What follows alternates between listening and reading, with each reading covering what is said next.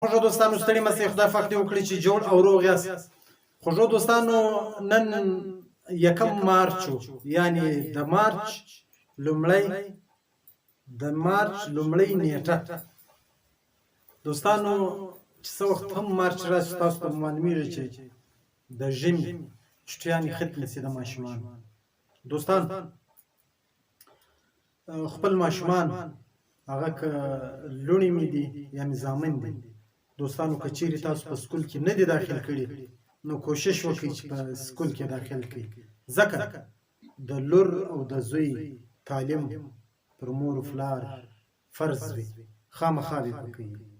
خامخا به تعلیم پکوي. صحیح دی؟ که چیرې تاسو په بچانو تعلیم نه وکړ نو د دې ماشومان چې څه وخت راغټان شي د هغو مستقبل خو به تباه وي، آینده به تباه وي، ډېر سخت به وي. نه پوهېږم چې مزید به څومره جدید وخت راځي، په هغه وخت کې به یو نالوستی انسان څه کولی شي، څه به وکړي. کېدای شي په راتلونکي کې به ټول نظام چې دی کمپیوټرایز وي، ټول به جدیده ټکنالوژي وي، نو نالوستی انسان نه پوهېږم چې هلته به څه ټکرې خوري، له کومو تکلیفاتو سره به مخامخ کېږي. دوستانو تاسو کوشش وکړئ چې خپلې لوڼې او خپل زامن، خاص کر لوڼې دوستانو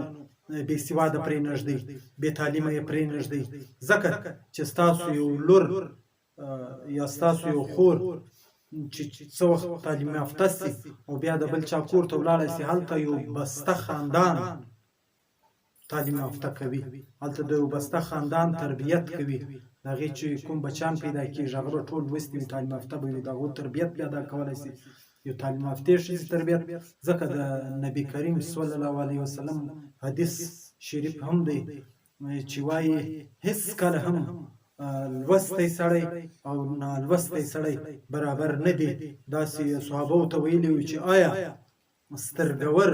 او بې سترګو یعنې ړوند او چې کوم سړی سترګې لري دا یو برابر کېدای شي؟ صحابه ورته وویل چې نه، نشي کېدلی. نو بیا نبي کریم صلی الله علیه وسلم ورته وویل چې یو لوستی سړی او نالوستی سړی هم داسې وي لکه سترګور یعنې چې سترګې روغې وي، او چې کوم نالوستی وي دا داسې وي لکه ړوند په سترګو چې نه ویني. نو دوستانو په خپلو بچانو باندې زده کړې وکړئ، تعلیم په وکړئ. منم مجبوري به وي، ډېرې کسانو د مجبورۍ څخه دا بچان په هوټلانو کې مزدوران کړي وي، د 500 په عوض کې، د 600 په بدله کې، د 700 د 800 چې نو ډېره تنخوا ورکوي، ډېر معاش ورکوي، 12,000 څه بالا نه ورکوي. زه پوهېږم ځکه چې خو ماشومان وي چې هر څو غټه تنخوا ورکوي. نو دوستانو تاسو لږ تکلیف پر ځان تېر کړئ، خدای مهربانه دی. بیا کې مزدوري یا شی په کوئ هم چې د سکول راغلی بیا یو بل کار کپه کوي، پروا نه لري، خو سکول به یې قطعا نه قضا کوي د بچیانو، ځکه چې دا دومره وخت تاسو خدای ساتلاست نو دا د بچه تعلیم چې وکړي هم انشاءالله خدای مو ساتي. منم تکلیفات به وي د تاسو سره، به د سکول د بچانو خرچې نه وي، د پرایویټ سکول پیسان به نه وي در سره، د کافیانو د کتابو پیسې به نه وي در سره، خو له یو چا څخه یې پور کړي، لکه څنګه چې تاسو د نورو ضرورتو لپاره د چا څخه پور کوئ. ډېر ستړي پر انسان راځي، په ژوند کې مختلف حالات پر انسان راځي، نو د هر حالات مقابله موږ او تاسو کوو. نو دوستانو د دې لپاره هېڅ بده خبره نه ده، د بچانو د کتابو، د بچانو د بستیانو، د قلمانو، د کافیانو لپاره که تاسو پیسې نه وي له یو دوست څخه یې وغواړئ،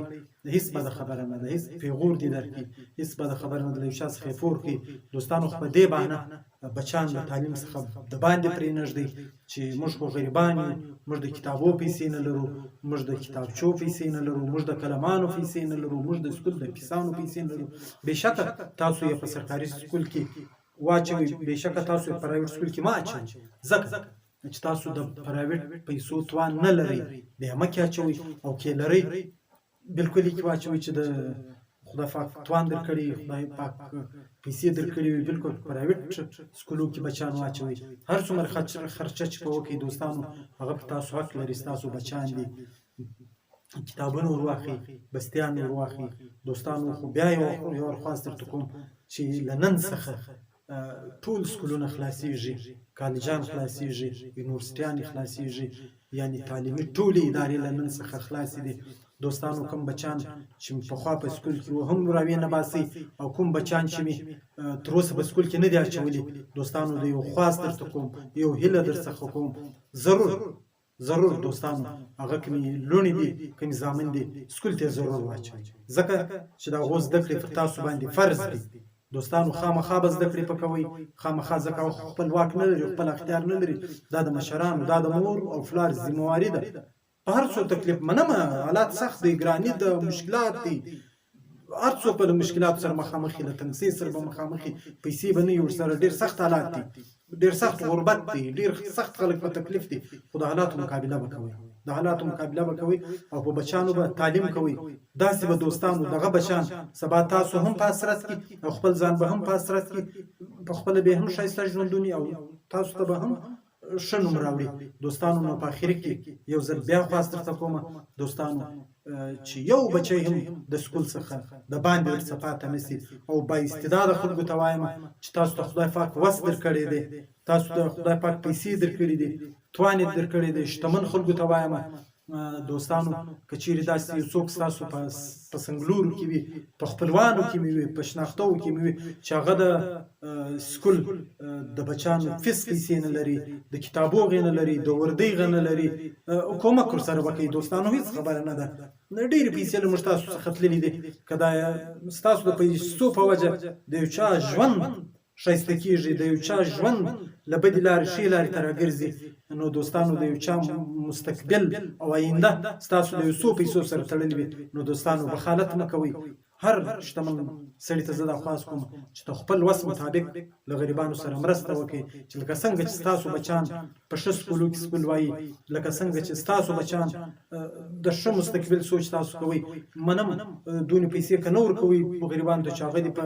پرایویټ سکولو کې سبق ووایي پروا نه لري د شتمنو غدي په پرایویټ کې ووایي خو کم سے کم دومره کومک باید له غریب سره وشي چې دا سرکاري سکول څخه بچان راونه باسي دومره توان باید غریب ولري چې سرکاري سکول کې د بچي سبق ووایي نو دوستانو ویډیو ډیره نه اوږدومه یو ځل بیا په اخر کې بیا خواست درته کوم چې نن خواست درته کوم دوستانو چې نن د مارچ لومړۍ نیټه وه دوستانو له نن څخه ټولې تعلیمي ادارې خلاصې دي خپل بچان کمې نن نه دي بیولي سبا یې بوځي بل سبا یې بوځي پنځمه ورځ یې بوځي خو د باندې پرې نږدې د تعلیم څخه ضرور یې سکول ته بوځي ضرور یې بوځي څومره مې هم وس کېږي د سکول څخه د باندې لور یا زوی درته پاته نه سي دا تر راتلونکي ویډیو مو پر لوی او بخښونکي خدای سپارم په مخه مو ښه ژوندي اوسئ